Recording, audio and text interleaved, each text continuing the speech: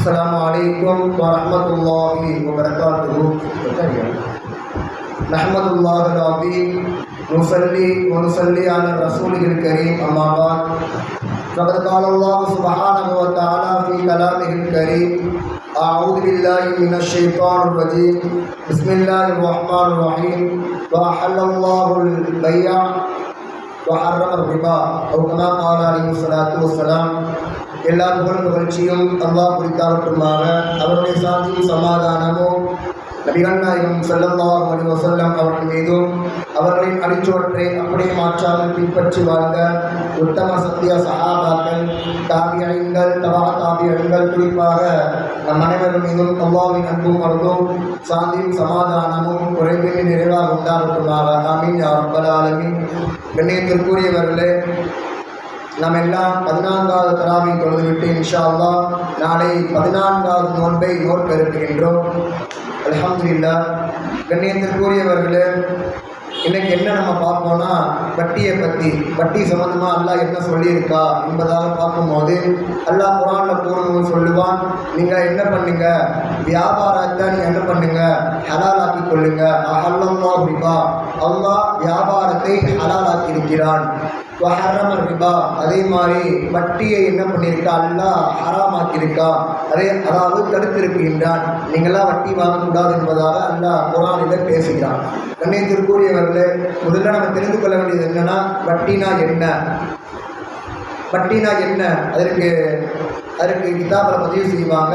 வட்டினா என்னன்னா, இப்போ உதாரணமாக நான் ஒரு ஆள்கிட்ட 10,000 ரூபா கொடுக்குறேன்னா, இப்போ நான் சொல்லிட்டு கொடுக்குறேன், அதாவது நான் உனக்கு 10,000 கொடுக்குறேன்ப்பா, நீ திரும்ப என்ன பண்ணணும், 10,100 ரூபா, 10 ரூபா இல்லாட்டி 20 ரூபா எக்ஸ்ட்ரா கொடுக்கணும். இது வட்டி என்கிறார்கள் ஸல்லல்லாஹு அலைஹி வஸல்லம் அவர்கள். இன்னும் சொன்னார்கள் ஸல்லல்லாஹு அலைஹி வஸல்லம் அவர்கள், வட்டியை பற்றி இன்னும் சொன்னார்கள் ஸல்லல்லாஹு அலைஹி வஸல்லம் அவர்கள், அதாவது உங்களுக்கு புரோஜனம் தரக்கூடிய எந்த கடனாக இருந்தாலும் அது ரிபா, அது வட்டி. அதாவது உங்களுக்கு எந்தெந்த வகையிலாம் புரோஜனம் தருதோ அப்படிப்பட்ட கடனாக இருந்தாலும் அது என்ன, வட்டி தான் என்பதாக நபிகள் நாயகம் ஸல்லல்லாஹு அலைஹி வஸல்லம் அவர்கள் சொன்னாங்க. இப்போ உதாரணமாக என்னன்னா, கடன் 1 லட்சம் நம்ம கொடுக்க வச்சுக்கிறேன், அந்த கடனுக்கு மேலே நம்மகிட்ட ஏதாச்சும் காசு வந்துச்சுன்னா அது வட்டி என்கிறார்கள் ஸல்லல்லாஹு அலைஹி வஸல்லம் அவர்கள். கண்ணியத்திற்குரியவர்களை யோசிக்க வேண்டும், எத்தனை பேர் நம்ம எல்லாம் அந்த வாழ்க்கையை விட்டு கலந்திருக்கிறோம். கண்ணியத்திற்குரியவர்களே, நபிகள் நாயகம் ஸல்லல்லாஹு அலைஹி வஸல்லம் வட்டியை பற்றி அல்லாஹ்வும் அல்லாஹ்வுடைய தூதரும் பல சம்பவங்களையும் பல ஹதீஸ்களையும் நமக்கெல்லாம் சொல்லி தந்திருக்கிறார்கள். கண்ணியத்திற்குரியவர்களே, அதில் என்னென்னா, வட்டியை பற்றி சொல்லும்போது சொல்லுவார்கள், வட்டி 2 வகைப்படும். அந்த வட்டி முதலாவது என்னென்னா, ரிபல் ஃபதுல், ரிபல் நஸ்பா. இந்த வட்டியை பல வகையாக விரிக்கலாம். அதாவது குறிப்பிட்டு நான் சொல்கிறேன், அதாவது வட்டியை அல்லாஹ் என்ன பண்ணியிருக்கா, ஹராமாக்கியிருக்கான்.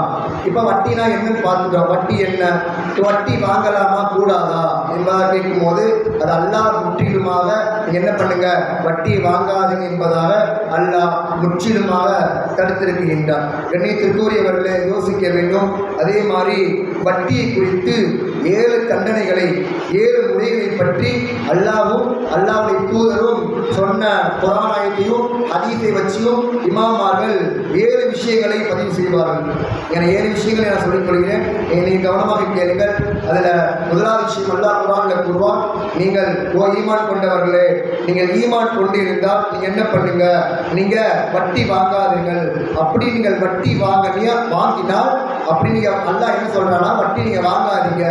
அப்படி நீ வட்டி வாங்கினீங்கன்னா அல்லாஹ்வும் அல்லாஹ்வுடைய தூதருடைய சாபமும் உனக்கு உண்டாகட்டுமாக, அல்லாஹ்வும் அல்லாஹ்வுடைய சாபம் உனக்கு கண்டிப்பாக உண்டு என்பதாக நபிகள் அல்லாஹ் குர்ஆனிலே தெளிவாக கூறுகிறார். அதே மாதிரி 2வது பாயிண்ட் சொல்லுவாங்க, அபூ ஜுஹைபா ரலியல்லாஹு தஆலா அன்ஹு அவங்க அறிவிக்கும் போது புகாரி ஷரீஃப்ல இந்த ஹதீஸை பதிவு செய்வாங்க. அதாவது வட்டி உண்பவனையும் வட்டி கொடுப்பவனையும் நபிகள் நாயகம் ஸல்லல்லாஹு அலைஹி வஸல்லம் அவர்கள் முற்றிலுமாக கண்டித்தார்கள், முற்றிலுமாக சபித்தார்கள் என்பதாக என்பதாக புகாரி ஷரீஃபில் ஒரு ஹதீஸ் வருது. இது இரண்டாவது இமாமார்கள் எழுதுவாங்க. மூன்றாவது எழுதும்போது ஜாபீர் ரலியல்லாஹு தஆலா ஹதீஸ் அறிவிப்பாங்க. முஸ்லிம் ஷரீஃபில் 3258 ஹதீஸ் 57வது ஹதீஸாக பதிவு செய்யப்படுகிறது. அதாவது நபிகள் நாயகம் ஸல்லல்லாஹு அலைஹி வஸல்லம் சொன்னாங்க, வட்டி யார் வாங்குவானோ, அதே மாதிரி வட்டி யார் கொடுப்பானோ, அதே மாதிரி வட்டிக்கு யார் கையெழுத்து வட்டியை வாங்குறா என்பதாக யார் பதிவு செய்வானோ, இன்னும் யார் வட்டிக்கு 2 சாட்சிகள் வட்டி வாங்குறான்னு 2 சாட்சிகள் கண்டிப்பாக இருக்கணும். அப்ப 2 சாட்சிகள் இந்த அனைத்து நபரையும் அல்லாஹ்வும் அல்லாஹ்வுடைய தூதரும் கண்டிப்பாக அந்த நபரை கண்டித்தார்கள் என்பதாக நபிகள் நாயகம் ஸல்லல்லாஹு அலைஹி வஸல்லம் அவங்க ஹதீஸ்ல பதிவு செய்வாங்க. அதே மாதிரி 4வது விஷயத்தை எழுதும்போது சொல்லுவார்கள், அல்லாஹ் குர்ஆனில் கூறுகிறான், யார் வட்டி வாங்குறானோ அவன் கியாமத் நாள்ல ஷைத்தானுடைய நிலையில் ஷைத்தான் அவனை கண்டிப்பாக பிடித்து வைத்திருப்பான். ஷைத்தானுடைய சூழ்ச்சியில அந்த மனிதர் ஆகிவிடுவான். இன்னும் சொன்னார்கள், அல்லாஹ் தஆலா சொல்லி காட்டுவான், இன்னும் கியாமத் நாள்ல யார் வட்டி வாங்கினானோ அவன் பைத்தியக்காரனாக எழுப்பப்படுவான் என்பதாக அல்லாஹ் குர்ஆனிலே தெளிவாக பேசுகிறான். அதே மாதிரி 5வது விஷயத்தை சொல்லும்போது சொல்லி காட்டுவாங்க. அதாவது அல்லாஹ் குர்ஆனில் கூறுகிறான், வட்டி அது எந்த வட்டியில எந்த வரக்கத்தும் இல்லை. இந்த குர்ஆனுக்கு கீழே ஹதீஸ்ல பதிவு செய்வாங்க, நீ என்ன பண்றீங்க, வட்டி எதுக்காக வாங்குறீங்க, எனக்கு அதிகரிக்கணும், எனக்கு காசு அதிகரிக்கணும். வெளிப்படையா பார்த்தா வட்டி என்ன இருக்கும், அதிகப்படியா காசு அதிகரிக்கும் என்பதாக நீங்க என்ன பண்றீங்க, நினைச்சு வச்சிருக்கீங்க. ஆனா அது கடைசியில கல்ல குறைந்து விடும் என்பதாக இந்த ஆயத்துக்கு கீழே நபிகள் நாயகம் ஸல்லல்லாஹு அலைஹி வஸல்லம் அவங்க ஹதீஸ்ல சொல்லி காட்டுவாங்க. அதே மாதிரி 6வது விஷயம் நபி ஸல்லல்லாஹு அலைஹி வஸல்லம் அவங்க சொல்லி காட்டுவாங்க, பேரழிவை ஏற்படுத்தக்கூடிய 7 பெரும் பாவங்களை நான் உங்களுக்கு அறிவிக்கட்டுமா. பேரழிவு சாதாரண அழிவு இல்ல, பேரழிவை ஏற்படுத்தக்கூடிய 7 விஷயங்களை உங்களுக்கு நான் அறிவிக்கட்டுமா. அந்த 7 விஷயங்களில் 1வது விஷயம் என்னன்னா, யார் வட்டி வாங்குறானோ அவன், யார் வட்டியை சாப்பிடுகிறானோ அந்த 7 பாவங்களில் இவனும் அந்த பாவத்தில் வந்துவிடுவான் என்பதாக நபிகள் நாயகம் ஸல்லல்லாஹு அலைஹி வஸல்லம் அவங்க சொல்லிடுவாங்க. அதே மாதிரி 7வது விஷயத்தை சொல்லும் போது அல்லாஹ் குர்ஆனில் கூறுகிறான், ஈமான் கொண்டவர்களே உட்கார்ந்தா, ஈமான் கொண்டவர்களே நீங்க என்ன பண்ணுங்க, நீங்க அல்லாஹ்வையும் மறுமை நாளையும் நீங்க என்ன பண்ணுங்க, ஈமான் கொண்டிருந்தா நீங்க வட்டி உங்களுக்கு என்ன இருக்கும், இரட்டிப்பாக காட்டும். வெளிப்படையா பார்த்தா இரட்டிப்பாக வட்டி காட்டும். ஆனால் அந்த வட்டி இருக்கிறது கடைசியில உங்களையும் அழித்துவிடும்.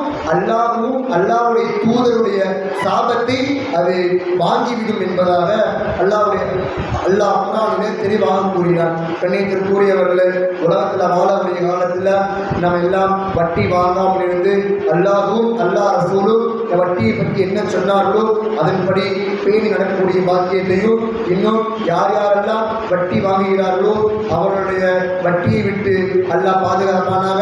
யார் யாரெல்லாம் வட்டி கொடுக்கிறார்களோ அவருடைய வட்டி கொடுப்பை விட்டு அல்லாஹ் பாதுகாப்பானாக. கண்ணியத்திற்குரியவர்களே, இன்ஷா அல்லாஹ் நம்ம இனிமையாவது காலத்தில் வட்டி யாரும் வாங்க வேணாம். வட்டி ஆரம்பத்தில் உங்களுக்கு அதிகத்தை காட்டும். இப்படியே சொன்னார்கள் ஸல்லல்லாஹு அலைஹி வஸல்லம் அவர்கள், நீங்க எதுக்கு வட்டி வாங்குறீங்க, காசு அதிகரிக்க தானே நீங்க வாங்குறீங்க, வட்டி அதிகத்தை தரும் என்பதாக நினைச்சுக்கிட்டு இருக்கீங்க. ஆனா கண்டிப்பாக அந்த வட்டி கண்டிப்பாக கல்ல குறைந்துவிடும் என்பதாக நபிகள் நாயகம் ஸல்லல்லாஹு அலைஹி வஸல்லம் அவங்க தெளிவான ஹதீஸை சொல்லியிருக்கிறார்கள். கண்ணியத்திற்குரியவர்கள், வட்டியை விட்டு நாம் அனைவரும் நல்லா பாதுகாப்பானாங்க. இன்ஷா அல்லாஹ் எனக்காக ஒரு துவா மட்டும் செய்யுங்க. இன்ஷா அல்லாஹ் நான் ஆலிம், இன்ஷா அல்லாஹ் எனக்கு 1 வருஷம் இருக்கு, ஆலிம் முடிச்சுட்டு ஒரு நியத் எடுக்கலான்னு இருக்கு. என்ன நியத்துனா, இப்போ மக்கள்லாம் நீங்கள் பார்க்குறீங்க, வட்டி வாங்குறாங்க, ஒரு சீட்டு மாதிரி எழுதி வட்டி வாங்குறாங்க. தினமும் அவனுக்கு குமியும் போது எக்ஸ்ட்ரா 10,000 12,000 ஆயிடுது. இன்ஷா அல்லாஹ் நான் ஒரு நியத்து வச்சிருக்கேன், அல்லாஹ் கண்டிப்பாக நிறைவேற்றுவான். இன்ஷா அல்லாஹ் நம்ம ஒரு பிஸ்னஸ் பார்க்கணும். என்ன பிஸ்னஸ்னா, வட்டி இல்லாத பிஸ்னஸ். இப்போ ஒருத்தவங்க 10,000 கேட்குறாங்கன்னா அது கடைசியில் எனக்கு கொஞ்சம் கொஞ்சமாக கட்டும் போது அதுவும் 10,000 முடியணும். இப்படிப்பட்ட நியத்தை நான் வச்சிருக்கேன். இன்ஷா அல்லாஹ் அனைவரும் எனக்காக வேண்டி துவா செய்யுங்க. அல்லாஹ் தஆலா நம் அனைவரும் நியத்தை அல்லாஹ் கபூல் செய்வானாக. வாஹிரு தாவான அல்ஹம்துலில்லாஹி ரப்பில் ஆலமீன். அஸ்ஸலாமு அலைக்கும் வரஹ்மத்துல்லாஹி வபரகாத்துஹு. நவைத்து சௌமதி அன்னதாயி ஃபர்தி ரமலான்